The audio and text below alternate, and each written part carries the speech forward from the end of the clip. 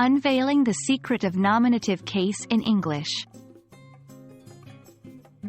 Hello language learners.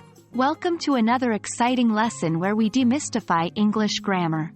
Today, we are going to focus on something really essential to understand: the nominative case. You might be wondering, what is it all about? Well, by the end of this video, you'll have a solid understanding of the nominative case and how to use it properly in English. So, let's dive in.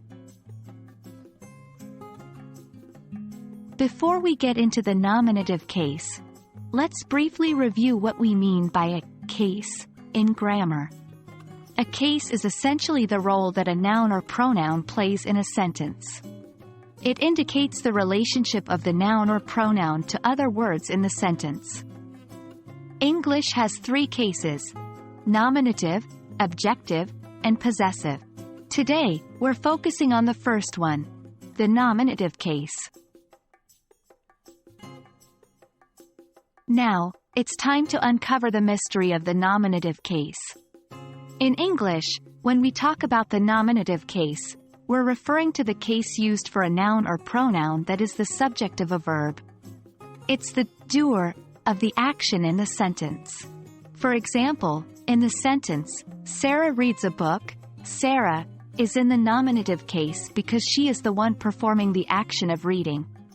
Simple, right? You're already familiar with using nouns in the nominative case, even if you don't realize it. Anytime you have a sentence where the noun is the subject, that noun is in the nominative case. For example, in the sentence, cats are playful, cats is our subject, doing the action of being playful. Therefore, cats is in the nominative case.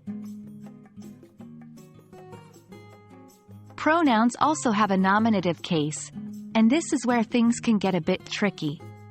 When pronouns are the subject, we use their nominative form. Here are the nominative case pronouns: I, you, he, she, it, we, they. For example, in the sentence, they play football, they is in the nominative case as it's the subject doing the action of playing. It's not uncommon for even native English speakers to misuse the nominative case, especially with pronouns. A common mistake is saying, "Me and my friend went to the movies," when it should be, "My friend and I went to the movies." Always remember, when the pronoun is a subject, it should be in the nominative case. And there you have it. A comprehensive understanding of the nominative case in English. It's the grammatical case used for subjects, the doers of actions.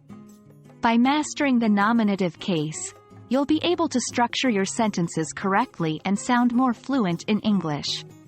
Keep practicing, and you'll get the hang of it in no time.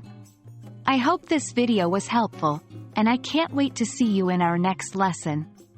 Happy learning, everyone!